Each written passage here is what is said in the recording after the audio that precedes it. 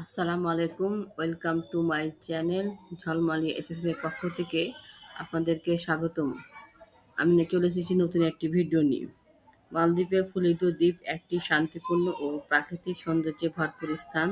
দ্বীপটির চারপাশে নীল সমুদ্র, সাদা বালুকাময় সৈকত এবং ঘন সবুজ নারকেলের গাছের সমাহার পর্যটকদের মুগ্ধ করে। এখানে গ্রে হরিণ, বড় বক বা এদের লম্বা গলা, লম্বা পা এবং লম্বা ঠোঁট থাকে।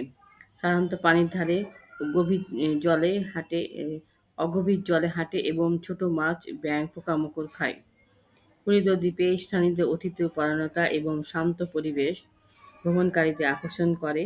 দ্বীপে ছোট রিসোর্ট ও গেস্ট হাউস থাকলেও প্রাকৃতিক জীবনধারা এর মূল সৌন্দর্য। যারা প্রকৃতি ভালোবাসেন এবং পাখি দেখতে পছন্দ করেন তাদের জন্য হলিদ দ্বীপ একটি আদর্শ স্থান। ধন্যবাদ সবাইকে।